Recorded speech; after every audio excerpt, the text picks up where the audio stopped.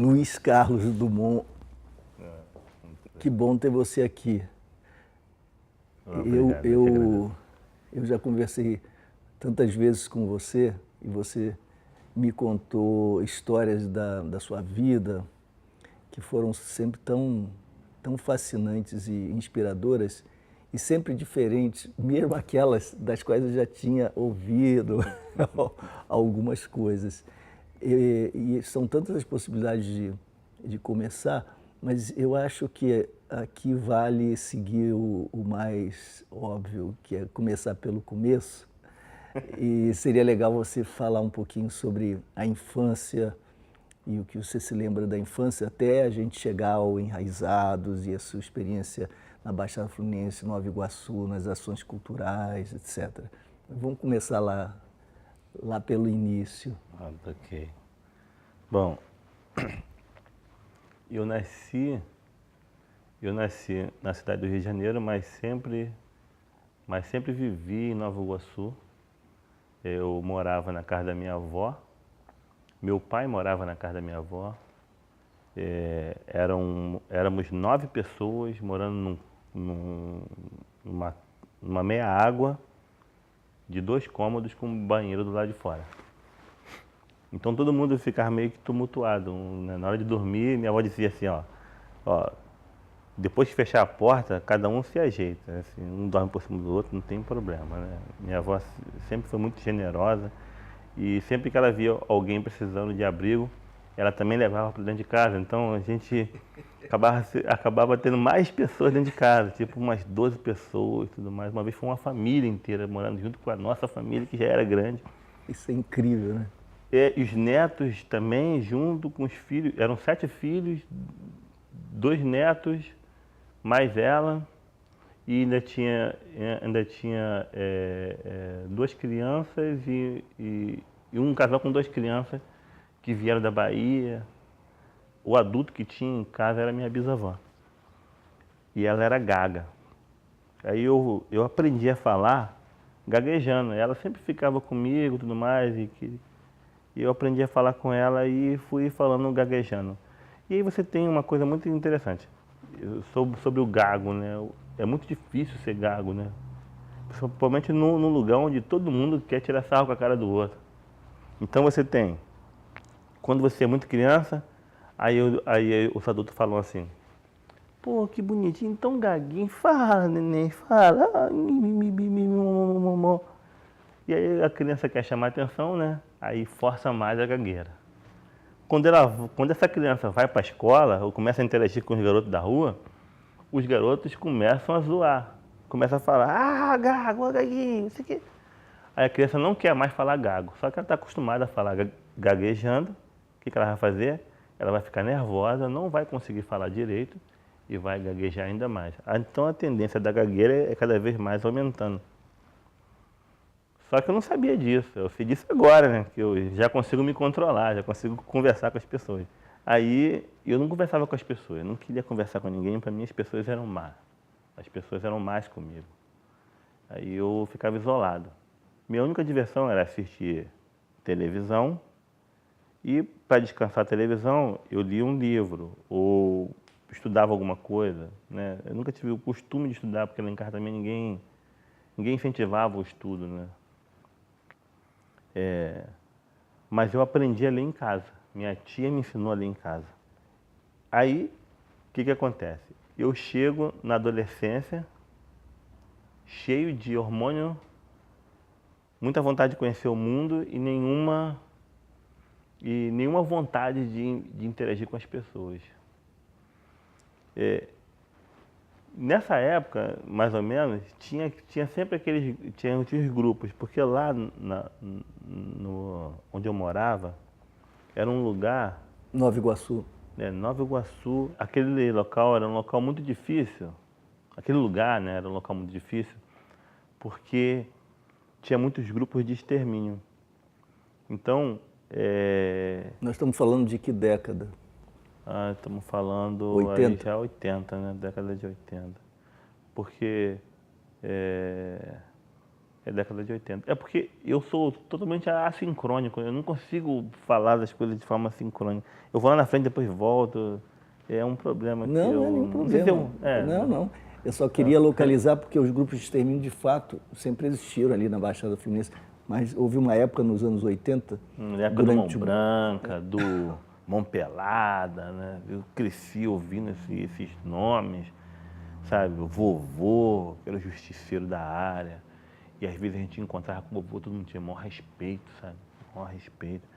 E as pessoas mais respeitadas eram as pessoas que matavam. temidas ou respeitadas ou as duas coisas? Aí, o temor e o respeito era muito confundido na época, né? As pessoas até hoje confundem muito essa coisa de eu respeito ou eu temo a pessoa. Ainda que se confunde muito. Mas naquela época parecia que era a mesma coisa. Então, essas pessoas que eram chamadas de justiceiro local, ninguém contestava quem eles matavam, não. Nessa época, eu comecei, mesmo sem perceber, classificar meus amigos. E eu queria conversar, mas como eu não tinha amigo, porque eu era muito radical, pô, ninguém consegue ser meu amigo, não consigo, eu sou amigo de todo mundo, mas ninguém é meu amigo. Aí eu escolhi uma estrela para poder conversar, porque aquela estrela, sim, ela me ouvia. Eu podia conversar com ela, mesmo sendo gago. E aí eu conversava copiosamente com ela, passava diversas horas conversando. E sempre encontrava ela no mesmo horário. Sempre encontrava com ela no mesmo horário, ficava ali. E eu aprendia a conversar comigo mesmo a partir daquela estrela. E conversar Na com a rua, natureza. no quintal da casa? Aonde estivesse. Eu só olhava para ver se não via ninguém. Para ninguém ver eu conversando. Mas você Que eu tava falava falando mesmo? sozinho. Falava. Até hoje Não eu era falo. só pensando, não, você falava. Não, falava e gritava. Até hoje eu falo com pedra, falo com a casa, eu converso com a casa antes de sair de casa, sabe? Eu acordo de madrugada para ver o sol nascer e conversar com o sol, sabe? Eu aprendi, sabe, a conversar com a natureza. Eu acho que a natureza me responde, até hoje eu acho. E sua avó, porque sua avó era muito religiosa. Minha avó era candomblessista. Chegava a determinada hora da noite, assim, quando começava a noite chegar mesmo forte, ela botava o ouvido assim pro alto, falava assim, tem uma macumba pra lá. Vambora? Fulano se arruma, ciclano se arruma. Vamos, todo mundo se arruma que a gente vai pra macumba hoje. Tem uma macumba pra lá. Só ela ouvia, a gente não ouvia. Tô ouvindo.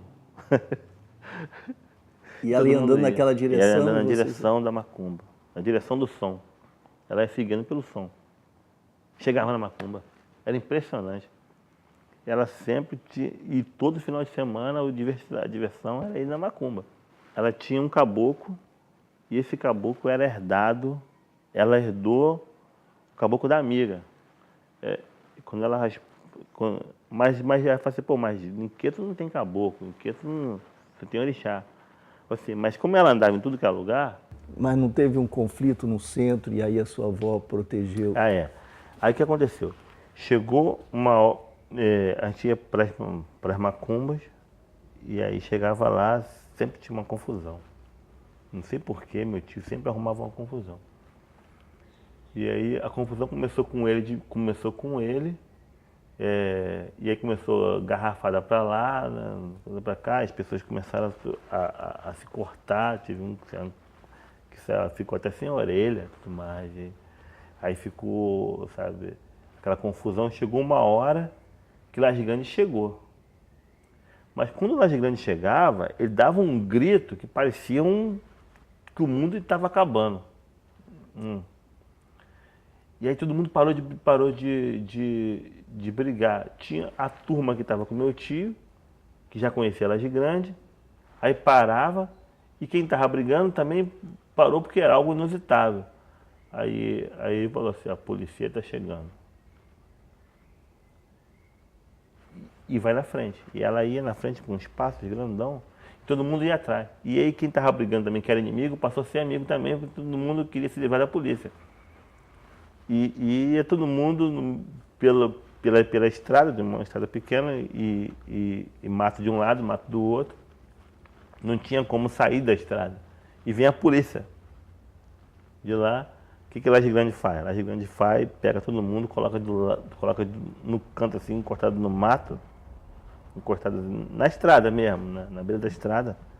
Aí faz uma linha com os pés assim no chão, aí pula para lá, pula para cá, faz a oração dele lá, as orações dele, para, abre os braços. Bom, se você é polícia, você está vindo para fazer uma ocorrência, está vendo um grupo de pessoas ensanguentadas, você vai parar, né? Pois é, a polícia passou por eles como se não tivesse visto. É estranho a gente falar disso hoje, mas para mim é muito natural, muito natural.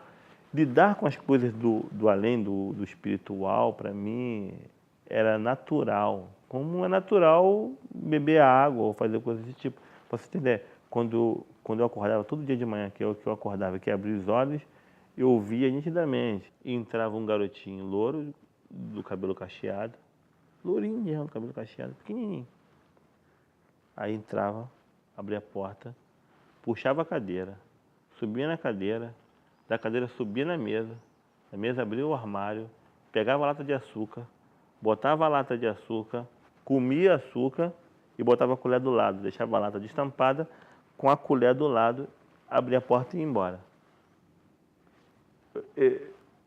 Assim, é impressionante, mas eu via isso, eu levantava, eu ia lá, a porta estava trancada, a colher estava lá, a lata estava aberta, mas a porta estava trancada. Eu assim, ué, mas... até hoje eu acho que eles achavam que era eu que comia o açúcar. Mas eu sei que não era eu que comia o açúcar, entende? E era normal, assim, como se o sobrenatural e o natural fosse a mesma coisa. Desde a minha infância, sempre foi assim. E aí eu andava na rua e passava em ruas desertas que para mim estavam cheias. Né? Você Para mim via... estavam cheias, eu via as pessoas andando na rua. Com 7 anos de idade, eu vi a minha mãe pela primeira vez, que eu me lembro. Eu cheguei da escola, porque eu fui alfabetizado em casa, mas depois eu fui para uma escolinha. Aí eu cheguei, aí minha avó falou assim, essa aqui é sua mãe, fala com ela. Aí eu, desconfiado pra caramba, sempre fui muito desconfiado, não queria falar com ela. Minha avó, para me aproximar dela, mandou eu ir passar o final de semana, passar as férias com ela. Eu fui passar as férias com ela. No primeiro dia, ela me deu uma surra com uma vara de marmelo. Sabe o que é marmelo? Então, ela me deu uma surra com vara de marmelo. Aquele negócio que não quebra. Eu fiquei todo roxo, porque eu tinha mijado na cama. Nesse período, a gente passou uns 2 anos, mais ou menos, de brigas e aproximação, presente, briga, me toma os presentes, me expulsa da casa dela. Então ela fez isso 3 vezes comigo. Na última vez que ela fez, ela disse para mim que se alguém me perguntasse se eu tinha mãe, que era para eu dizer que minha mãe tinha morrido. E assim eu fiz, sempre com essas palavras, olha. E sua mãe? Eu falei assim, ó, da última vez que eu a vi, ela me disse que se alguém me perguntasse por ela, para eu dizer que ela tinha morrido. Foi isso que ela falou para mim. Então é isso que eu estou te falando. Entendeu? Então era assim que eu falava sobre ela. E a relação dela com a sua gagueira? Nenhuma, né? É que uma vez você me contou uma história de que ela brigou com você porque você não falava direito, coisa Não, ela ficava no negócio de batendo na minha cabeça com colher de pau. Ela batia na minha cabeça quando eu estava na casa dela. Estava fazendo angular, eu ia gaguejar, ela pá! Aí eu parava de falar e ia embora. Não parava de gaguejar, na verdade. Eu parava de falar, porque eu ia apanhar. A gagueira é uma questão, foi uma questão na sua vida, né? Eu iniciei meu processo de recuperação da gagueira, de conseguir conversar com as pessoas. Eu digo que eu não deixei de ser gago, eu apenas lido com isso de forma tranquila. Eu consigo me comunicar com as pessoas, apesar de ter dificuldade com fala. Mas eu só consigo porque eu comecei a entender alguns mecanismos. Eu não sabia por que eu gaguejava, mas sabia que gaguejava. Então eu precisava saber, primeiro, que era possível não gaguejar. Eu só fui descobrir isso quando eu comecei a fazer teatro. Porque no teatro, no início, quando eu cheguei, eu só fazia papéis sem fala. Então todo mundo achava legal, sabe? Eu me expressava bem, sem falar uma palavra de texto. Mas aí eu percebi que o mundo podia me entender, mesmo sem eu falar. Aí eu comecei a me interessar mais pelo mundo. Mas aí, porque eu comecei a contar histórias e eu não falava nada, mas eu contava histórias e as pessoas entendiam. Quando eu comecei a falar no teatro, foi natural. Um dia eu fazia tudo no teatro, menos atuar, né? Assim, um dia faltou um ator e como eu estava sempre lá, eu sabia todas as falas de todos os personagens, ensaiava o tempo todo, só fazia isso. E aí o diretor virou para mim e falou assim: Carlos, vem pra cena. Ele sempre batia, assim, uma coisa. Não sei por que ele sempre batia, mas ele sempre batia na mão. Aí eu fui pra cena e comecei a falar o texto e foi. Eu não percebi que eu estava falando o texto, mas aí, depois de um tempo, eu percebi pô, mas eu falo o texto no teatro e não gaguejo. Por que aqui eu gaguejo? Aí eu percebi que eu tinha todo um comportamento como se não fosse eu que estivesse falando. Como eu não acreditava que era eu que falava, que sim, era um personagem que falava, o que eu fiz então para começar a me comunicar com as pessoas sem gaguejar? Eu criei um personagem para falar. Mas o meu personagem, como eu trabalhava muito corpo, então o meu personagem era muito no corpo. Então eu tinha uma coisa assim, não sei se eu vou conseguir fazer, mas olá, Luiz, tudo bom? Que enorme prazer estar aqui com vocês. Aí as pessoas olhavam para mim e falavam assim, ué, você fala engraçado. Eu falei, quem? Eu? Eu falo engraçado? Como assim fala engraçado? Aí, É outra pessoa que era bate. outra pessoa, não era eu. Aí eu percebi que eu era esquisito falando. Você não, o personagem. Esquisito. Peraí, eu tenho que ser mais eu. Então eu fui me afastando, através de técnicas de teatro, eu fui me afastando do personagem, mas eu tive que entender algumas coisas. Primeiro, por que o personagem se comportava daquele jeito? Não, tinha o corpo, tá? Agora, tirando o corpo, o que é que fazia com que o personagem falasse em meu lugar e não eu? Sem gaguejar. Sem gaguejar. Outra coisa é controlar a ansiedade. E aí, para controlar a ansiedade, isso aí tem a ver muito com a respiração. Para poder aprender a controlar a ansiedade, eu comecei a treinar pranayamas, que são aqueles exercícios respiratórios da yoga. Foi quando eu encontrei um arauto na minha vida, assim, alguém que me disse que a minha vida podia mudar, mesmo sem dizer abertamente. E aí isso aconteceu comigo 2 vezes, assim, que eu lembro mais veemente. A primeira vez foi quando eu trabalhava no escritório vendendo plano de saúde. Eu andava todo engravatado, infeliz da vida, porque eu era artista e queria fazer minha arte, só que eu não tinha dinheiro para fazer a arte, não dava para fazer a arte sem dinheiro. Eu tinha que viver, tinha que comer. A única forma de ganhar dinheiro mais fácil era vendendo coisas, e aí eu escolhi plano de saúde. Mas de fato eu estava infeliz. Eu estava passando na rua, aí passou um cara que aparentemente vivia na rua, virou para mim e falou assim: compra um poema. Compõe um poema. Compra um poema. Você compra um poema? Aí eu, mas é poema, rapaz? Vai trabalhar. Aí o cara continua andando do meu lado. Ele falou assim, eu sei o que é isso. Aí eu, ah, tá, sabe o que é isso? Tá bom, então. Aí eu falei, eu também já fui assim igual você, o cara falando comigo. Aí eu olhei pra ele assim, né, pô, mal vestido. Aí e eu, de terno e gravata, eu já fui assim igual a mim. Tá, de terno e gravata, é isso? Já andei assim, gravatado até o pescoço. Infeliz, igual você. Aí eu falei assim, aí eu parei, olhei pra ele e falei assim, chegou um dia que eu resolvi.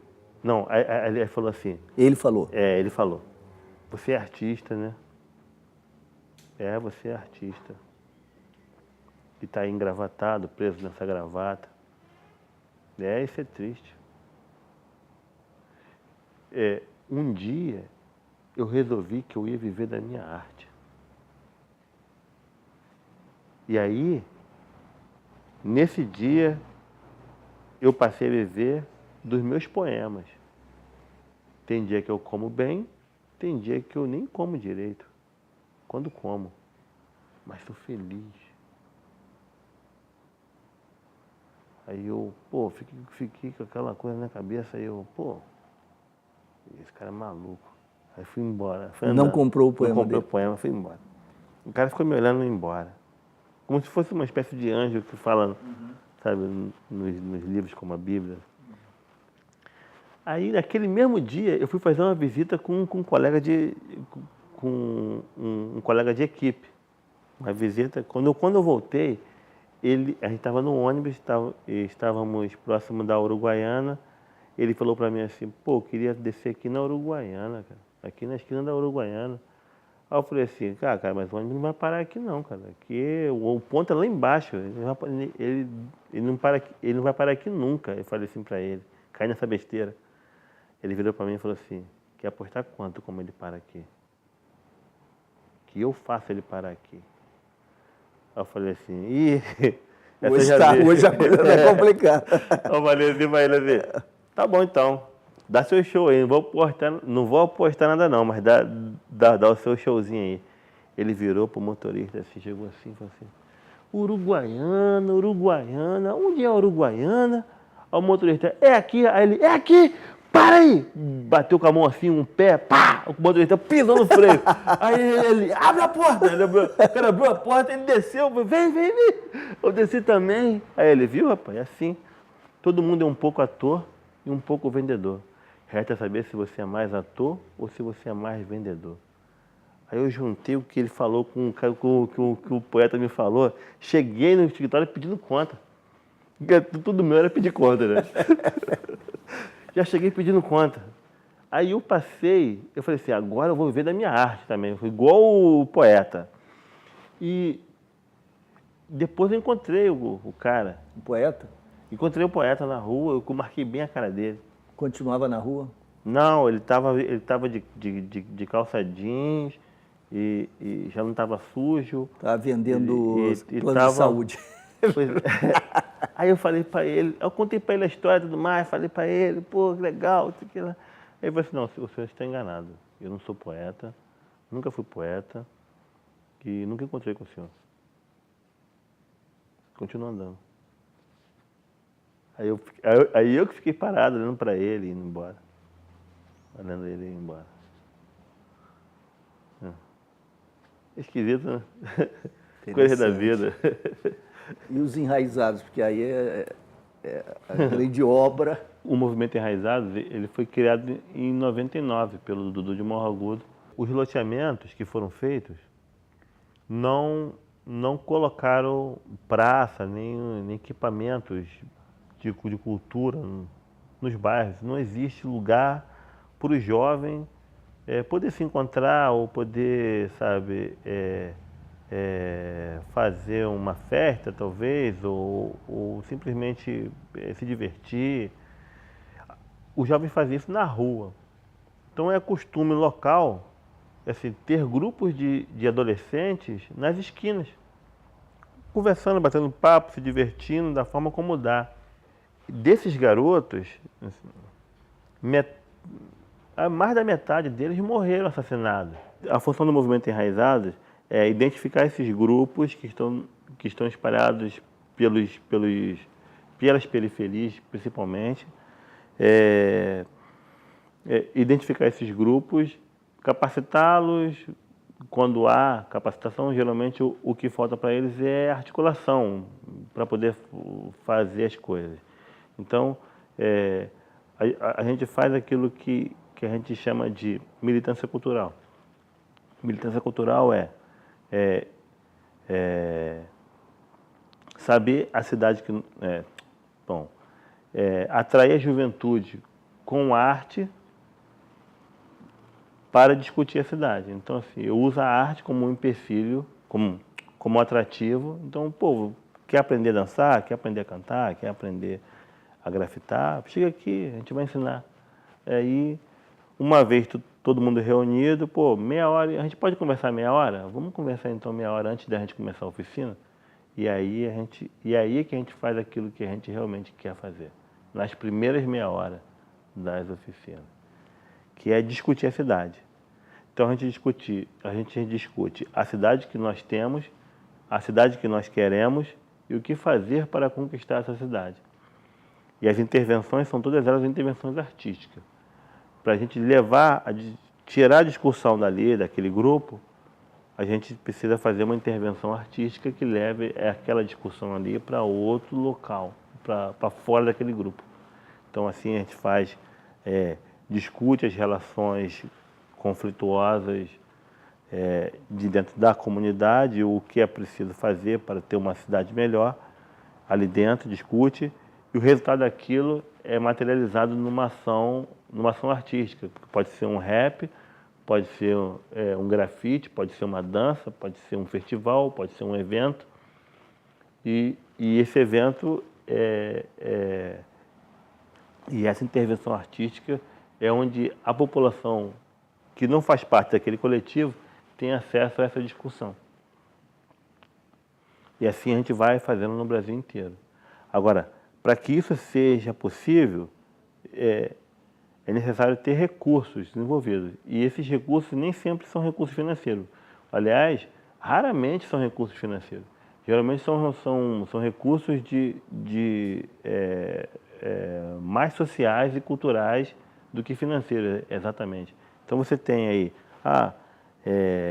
quem você conhece que pode ajudar nesse processo. Então coloca em contato.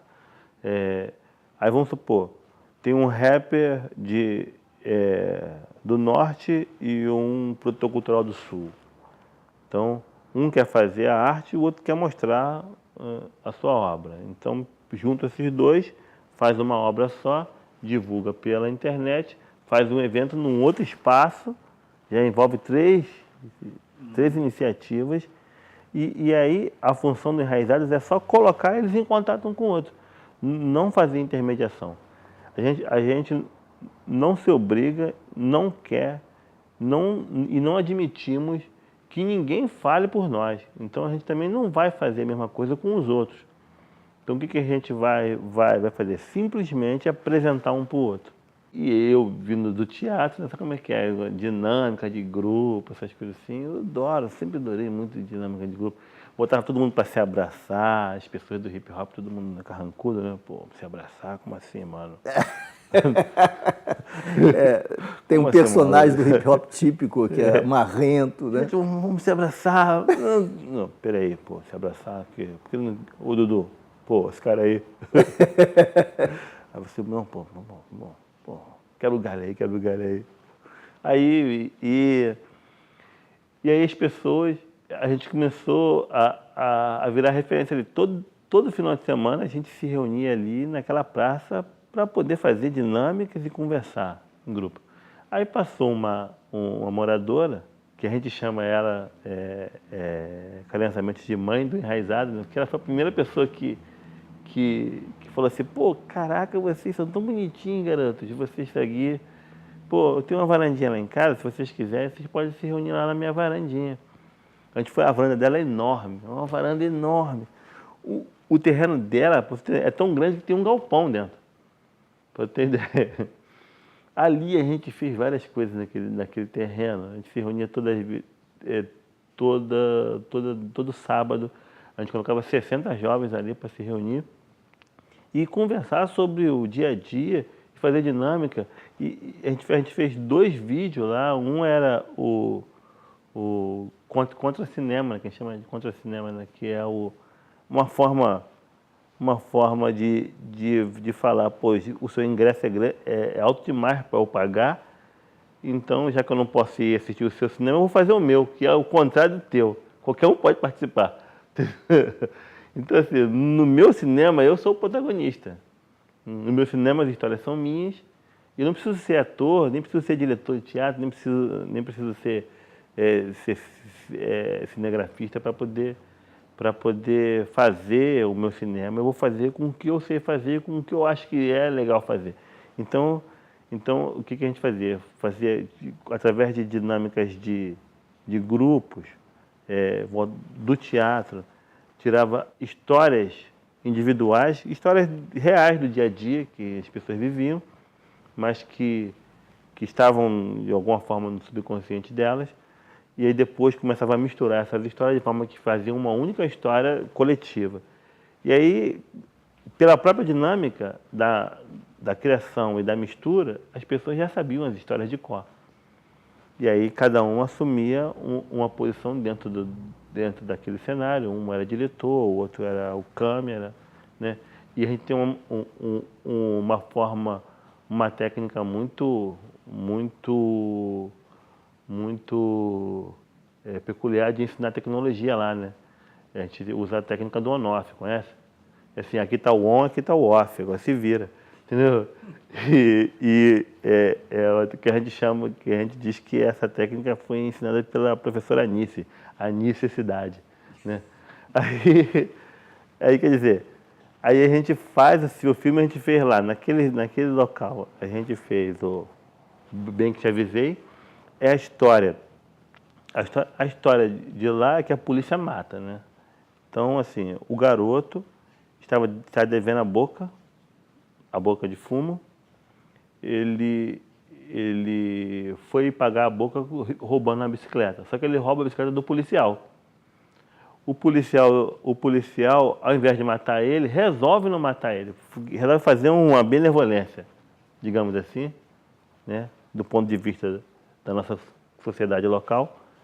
Não matar ele, avisa para ele, avisa a irmã, avisa a mãe dele, não mata ele. Mas os traficantes do local não acredita que o policial não matou ele porque ele não entregou a boca. Se o policial não te matou, é porque você entregou a gente. Então, a gente que vai te passar. Aí mata ele. No final, ele acabou morrendo. Mas tive uma discussão muito interessante ali, que tudo era gravado o tempo todo, em tempo real. E era, a polícia devia matar ou não matar? E aí, o que as pessoas falavam era, mas a polícia aqui mata. Eu falei assim, não, mas a gente não quer que a polícia mata.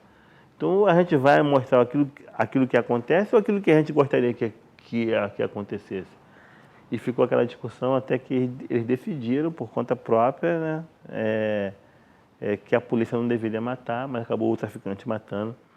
E até hoje é muito impressionante eu ver, sabe, os garotos que ninguém estudou teatro, ninguém sabe técnica nenhuma de importação de nada, de vocal de nada, e fizeram o papel tão bem, porque o papel é o papel que eles sempre atuaram na vida, eles sempre viram.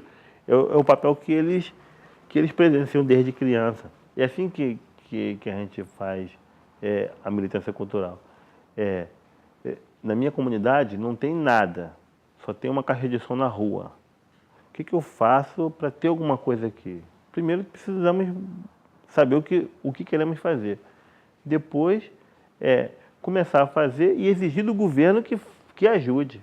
Então, como fazer isso? Isso é militância cultural.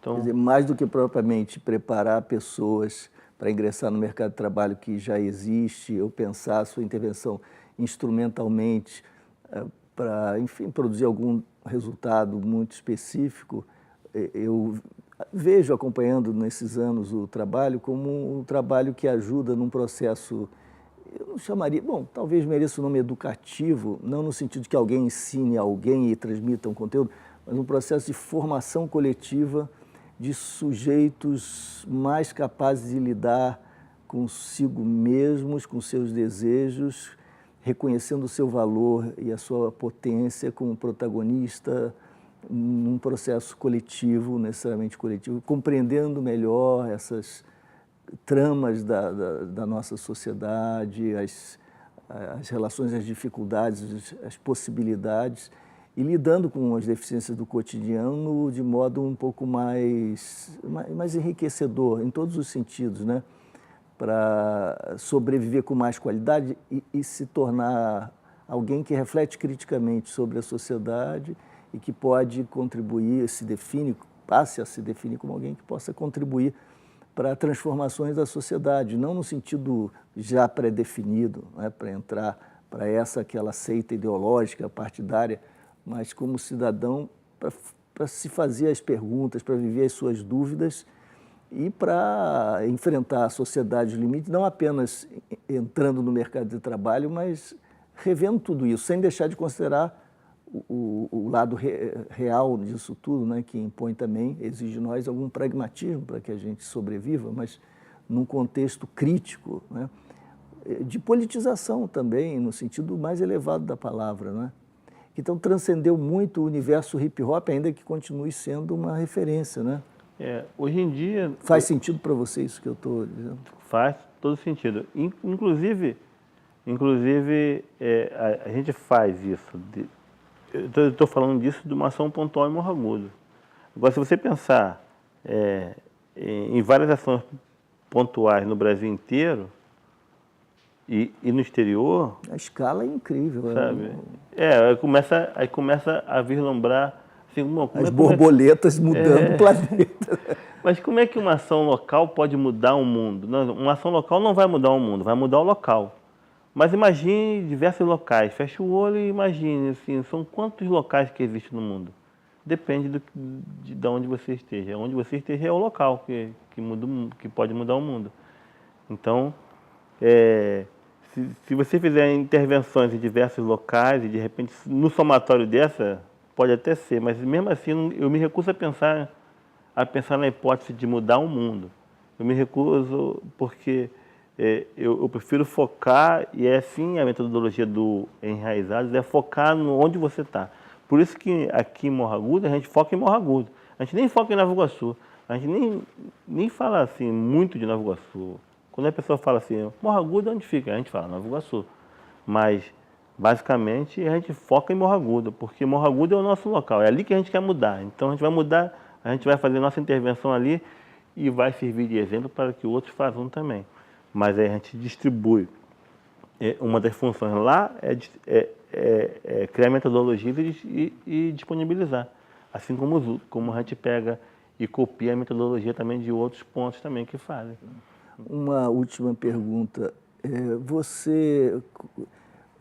Houve algum impacto de junho, das manifestações de junho, de todo esse processo, sobre a experiência de vocês? Quando a gente fala de manifestação de junho, parece que de repente surgiu do nada, né? Mas de fato não surgiu do nada.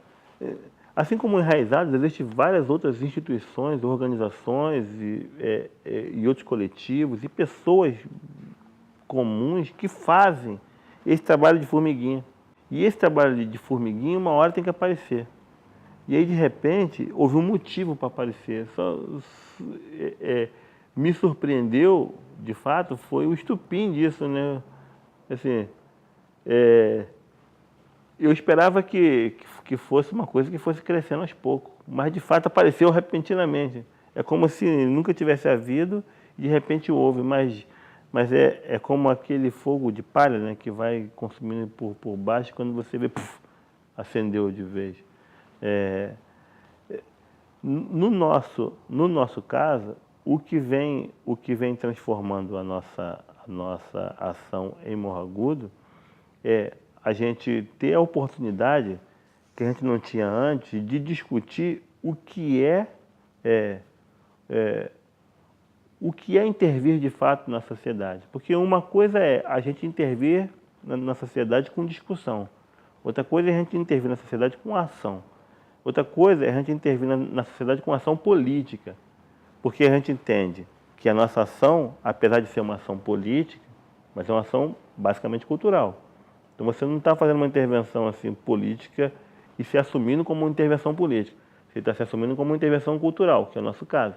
E daí nos faz refletir sobre as respostas e o que temos de fato que responder para cada adolescente. Não, a gente não tem que responder, a gente tem que confrontar as alternativas e falar quais são as respostas possíveis. E aí, vamos pensar junto? E essa oportunidade que a gente tem agora de pensar a nossa intervenção cultural como uma intervenção política também. Mergulhar no fundo do micro, do mais próximo, né, do mais íntimo, do mais acessível, daquilo que a gente pode fazer, alcançando a partir daí até o universal. Né? Positivo. E aí faz sentido a nossa intervenção local. Tipo assim, a gente consegue pensar, consegue, não pensar, mas assim, ratificar ou chancelar o motivo da gente fazer uma intervenção local e não tentar fazer uma intervenção nacional, global, mundial, estadual ou Até municipal. porque nada mais frustrante e depois nada mais prostrante, depressivo, que leva a gente ao imobilismo, do que a imposição a nós mesmos de uma meta inalcançável. Né? Se é inalcançável, todo o nosso esforço vai ser vão e a gente está condenado à derrota, à frustração. Isso leva ao esvaziamento, né? À desistência. Você renuncia a fazer alguma coisa quando você se coloca uma meta muito superior à sua possibilidade, à sua capacidade. Né? É uma onipotência que te condena à paralisia. Né? E é muito sábio você definir do tamanho do humano a meta, porque aí ela se torna factível e você se renova nisso e vai adiante, até supera. Né?